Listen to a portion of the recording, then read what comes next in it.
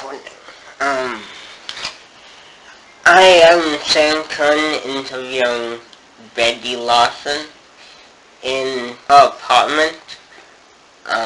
She is from Grand Marais, Minnesota. Yes, my name is Betty Larson, and I've lived in Grand Marais for 55 years. And I'm honored to be interviewed by Sam.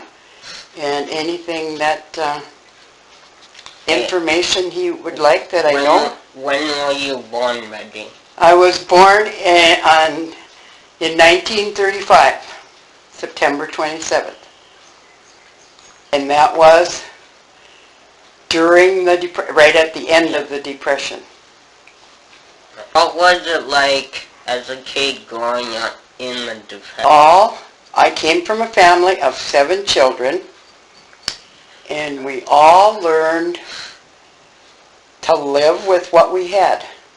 We didn't, I didn't ask for any money because there just wasn't any money. But I was very fortunate with 7 children in our family. My dad worked all the time that I knew of. So I was, but we just didn't ask for, a nickel for an ice cream cone or something that we desired. And there wasn't a kindergarten in our county, which was Itasca County. There was not a kindergarten there, so we went to school at 6 years old, right into first grade. But we learned, we slid down the hill. We lived in the country. We slid down the hill on cardboard boxes we used to get groceries in. And that's what maybe when I was older we got a sled, but we would use cardboard for a lot of things. Patching holes in our shoes. If there was a hole in our shoe, we cut out the cardboard to fit that hole. And we just learned to live and survive. And I didn't realize we were poor. I thought everybody was that way. So what did you do? What did you do for fun? What did we do for fun? We had a lot of work because I grew up on a farm where we had cows and chickens and pigs. And we always grew a garden. And but we had my sisters and I had a playhouse up in the woods, and we had canned dandelions. And we would sing. We listened to the radio a lot, and we listened to music like kids do now. And we would sing and play, and we played outside a lot. The message was, if one of us started squabbling, outside if you're going to fight.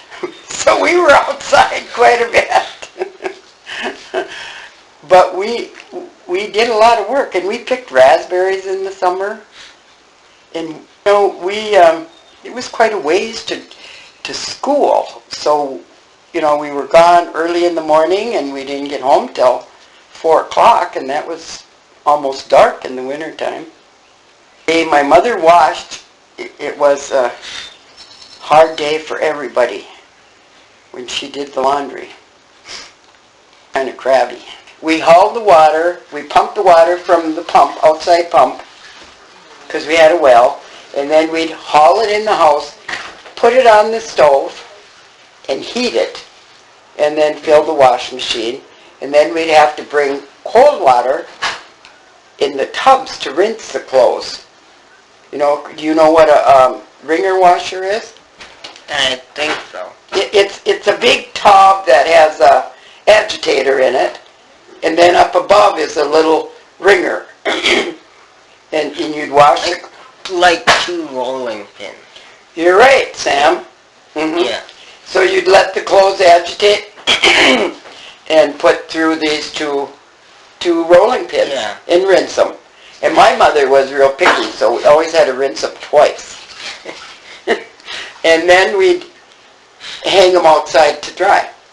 And I remember when my mother would get the clotheslines full, she would lay them on the grass in the summertime. Huh. And they would dry there. Hmm. You know, some big thing she would Yeah. dry. But us kids remembered her. If we saw clothes on the line when we come home from school, we knew she was going to be crabby. Because she was tired. And then she was hollering at us, "Don't get your clothes all dirty, blah, blah, blah," you know. She was real. She was a lovely person. I'm guessing you had lots of laundry for What? 7 kids and your dad. And my dad and my mother. Yes, we had a lot. And my mother was quite particular as a housekeeper. Everything had to be clean. I remember when we first moved on the range, 3 of us, the 3 little girls, all slept in one bed then until we built. We bought a basement house, and then my dad tore down a big building someplace on the range, and he hauled the lumber home and built upstairs. So we had we had bedrooms and a bigger house. And when was this? That was about, I was about maybe in 40, 41. It was just when or maybe 42. Maybe I was in 2nd grade or something like that. 1942. Okay, yeah.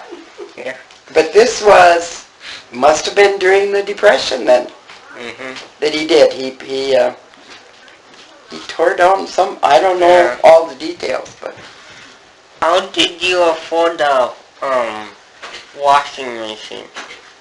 Wow. That's I don't know, Sam. I know we had one. We didn't use a washboard. My mother might have, in earlier days. My dad always made sure my mother had modern things. We were one of the first, where I grew up in Warba by Grand Rapids, we were one of the first to have water running in the house. And I remember when he bought her a refrigerator instead of an ice box, because we used to put up ice. Yeah. Do you know anything about that? Yeah. Yeah, Well, I think so. He told my mother he clean out the ice box because he was trading it off for a cow. He was teasing her. And then he had ordered a new refrigerator. And we had one of the first bathrooms of anybody in my class. My dad was very, he wanted my mother to have all the, wanted it easier for her. He was So very, you put that as a top priority. for him, it must have Yeah. been. Yeah. Yeah. It was real important to him. She have all this. So you got the washing machine and the flat before you got Yes. When I was still at home. Yeah. We didn't have a TV before I graduated. Yeah, of course not. But we did have a fridge. And I don't think I ever ate a piece of bought bread. It was always homemade bread. And probably, I can remember a wood stove oven, but not too long. It wasn't too long before my dad had an electric stove for her. Yeah, he was real. Well, and my mother was, she liked all that stuff too, I think. Yeah. There never, I never heard any fighting over money, though. But he kind of controlled the money. Men did back in those days. Then grocery shopping. My mother would call in the groceries she wanted at the little grocery store in town, and my dad would pick it up on the way home from work. And every time he got paid, he must have paid the bill, because they send a bag of candy home with us, for us kids. Yeah. So that was always a treat. Where did your dad work? My dad worked in the mines, and on construction. He worked for the company that built Taconite Harbor. That's how we got up in this area, Taconite Harbor. But he worked always for the mines. I could remember him getting up at 3, 4 o'clock in the morning and building a fire under the car in the wintertime so the car would start. But then we raised a garden. Did you get that before? Yeah. You know, we planted a garden, raised a garden and all that. And you picked... Potato bug, yeah, we got into that, yeah. Yeah. Well, what else did you do on the garden? we picked beans, we picked peas. One year my dad had a bumper crop of tomatoes. And we picked a lot of tomatoes, and then he would take them to work with him wherever he worked, up in the range someplace, and sell those tomatoes. And I don't know what he sold them for or whatever, but I know he had a bumper crop. And then we'd spend a lot of time canning the vegetables. And we lived, you know, out in the country, so we could pick raspberries, and we'd get together with neighbors and go pick blueberries, a lot of blueberries. But we didn't freeze them, we canned them. We canned vegetables too. We canned strawberries too. And we stored them in a root cellar way back in the big cellar outside. A root cellar. It's like if you find a hill on your property, this was quite a ways from the house, you know, and you dig out this hill, and they must have had some winter, and we stored our canned goods in there. My brother and I went and swiped some strawberries one day and ate them. Each time we do this, I find some more stuff to talk about. Let's talk about the beginning of the in between after the war. Okay. I think we talked before that it was the end of the Depression. Yeah. And I kind of think in my young mind that I mean, as I look back now, that the war kind of brought us out of the Depression, because there was a lot of activity, and I remember, like I said, I remember what went on in our household, and there was a lot of support for the United States and the government in our household. And my brother, oldest brother, wanted to be in service really bad. He wanted to go fight for the United States. But he was hurt he played football in high school, and he hurt his leg, and one was shorter than the other, and they wouldn't take him in the service. He was pretty sad about that. He wanted to go. But I remember a lot of sadness about the war. My mother was German too. See, and she said to me one day when we were baking bread, she said, I don't know, we might be Jewish, nobody knows. I remember her saying that.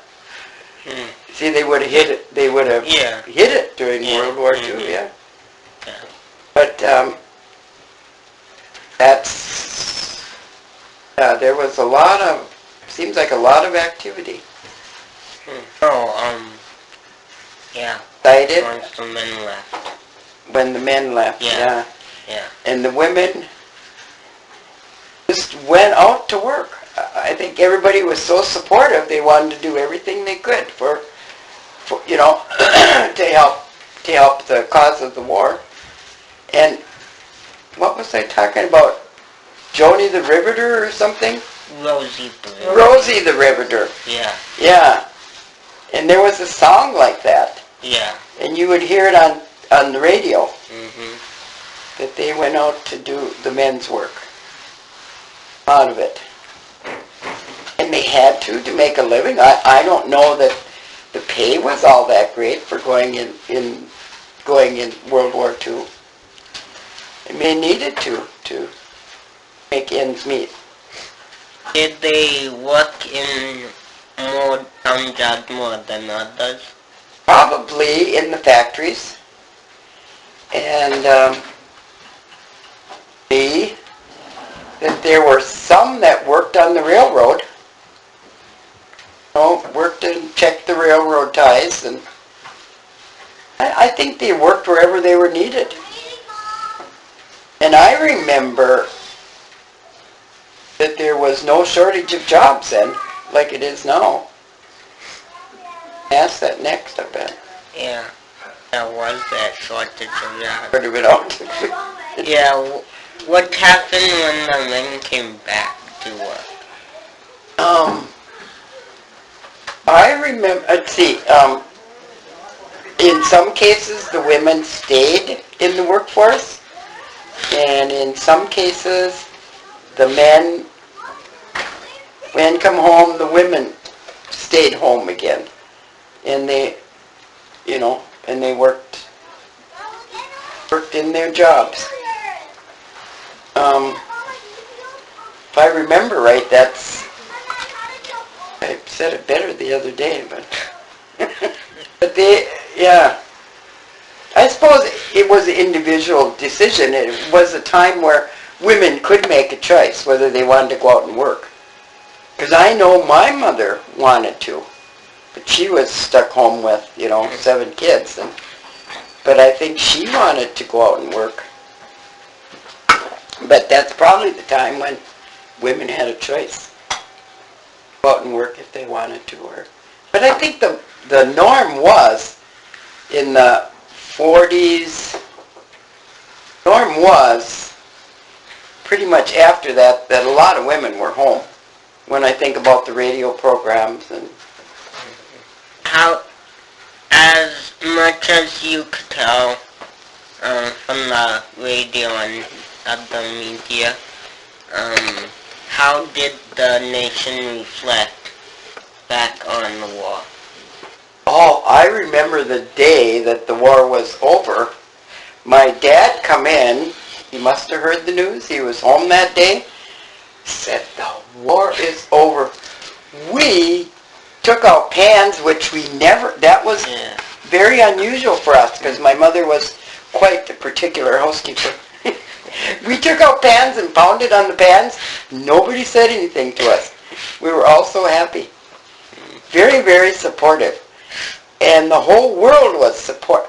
When World War II veterans came home, they were shook their hands and cheered for, and it was the whole world, the whole United States supported everybody that went in the service. They was, I don't know, I remember feeling very, very proud of America in school. When I saw a flag, I was very overwhelmed to almost tears. And you know what? I don't feel that strong anymore about. Yeah. And I can't put, I don't know for sure why, but it's just happening to me. Yeah. And I can remember feeling almost like crying when a flag passed by. And afterwards, when the victory got to sink in, how did the nation reflect on it? When the what? Nation reflect on it. On when the war was over? Yeah. After the celebration of victory. I think they were very relieved and happy. President Roosevelt was the president at the time, and I heard a lot of support for President Roosevelt. My mother loved his wife, Eleanor Roosevelt. My mother, she had a column in the paper that my mother read every day, and in magazines, Eleanor Roosevelt's column, and she was very, very impressed by all that. I think pretty much there were lots of jobs. That's, when I graduated in 1904, I went to Minneapolis, and there were ample jobs. Not truly educated jobs, because I was searching for out of high school jobs. And there were a lot of jobs. It wasn't hard to get a job. What was your first job after graduating? I worked for a brewing company there, and then I went to Ford Hopkins, and I packed orders on a conveyor belt. Yeah. And I earned about $29 a week. And my sister and I rented an apartment in northeast Minneapolis, and the rent was $50. It was 2 rooms and a shared bathroom, and our rent was $50 a month in Minneapolis. Was that cheap back then? It must have been pretty cheap. Of course, that's about what I could afford. And then we met 2 other girls, and then we went to a bigger apartment. And we all had jobs. They worked at a bank, and then I worked at that time for General Electric Credit. I don't know, I think I made a little more than $29 a week then. What was the credit back then? How did the credit work? Well, where I worked, people would buy something. I can't remember. I don't think it was cars. I think it was appliances. And then we would buy their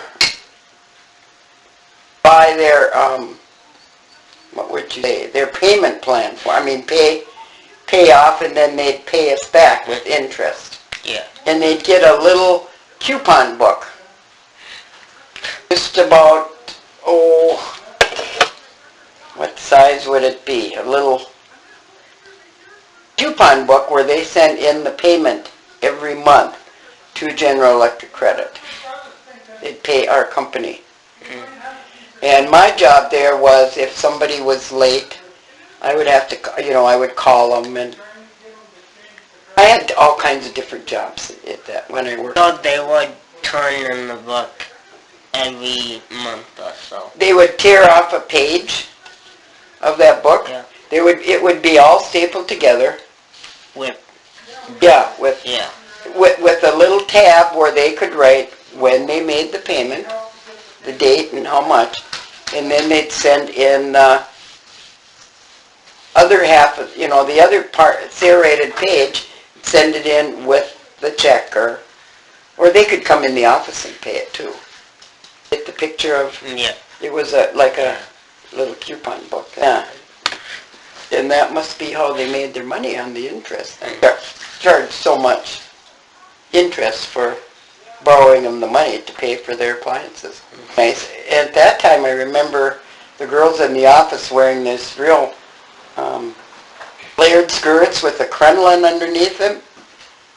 I remember that's a real stiff petticoat.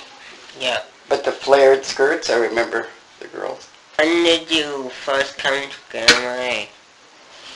Yeah, I came to Grand Marais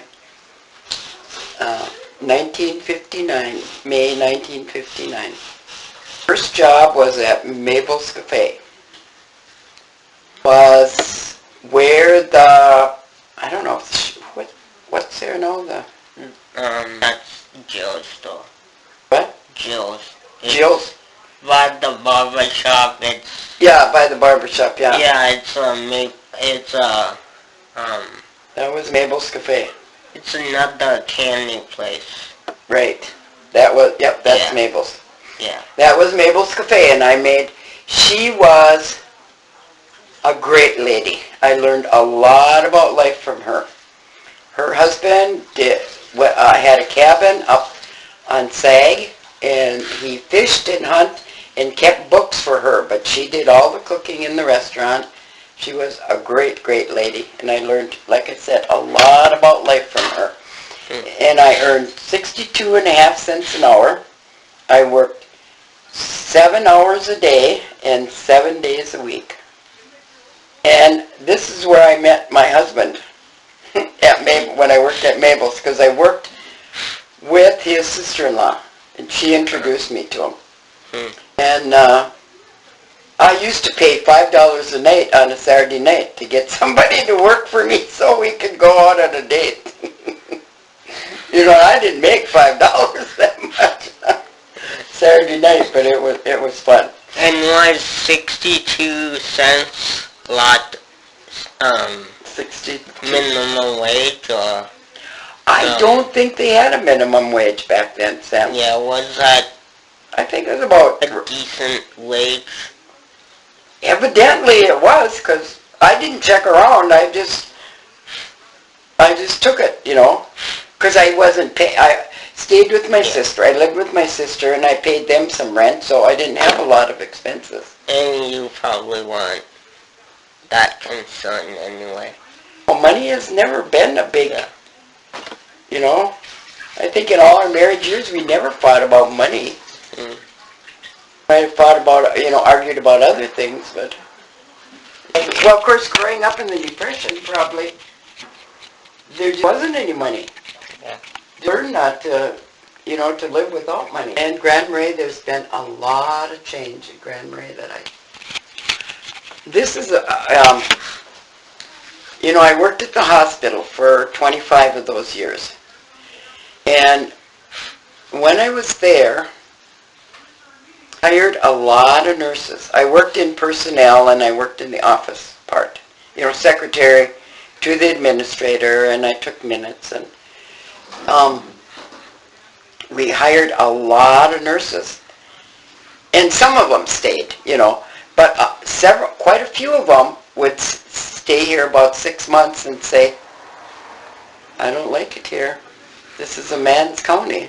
And their husbands liked it, you know. A lot of fishing and hunting, and they would leave. Because, well, you know, we had Joneses always, and Joneses has always been well stocked. But, you know, it was, well, actually, when I first got married, I said to my husband, you didn't get this in there, did you? I said to my husband, I want to move. Because I like the bright lights, and he said, I got to think about this. And he went up in the woods for a day where he was completely comfortable. He loved the woods. He just, you know, that's where he belonged. And he come down and he said, if you want to go, I'll go with you. And I said, well, if you care that much, we'll stay here. Oh, God knew. And I'm so glad we did, because I do love this community. I love the community part about it, that people care about each other. And that is, you know, that's just very great to me.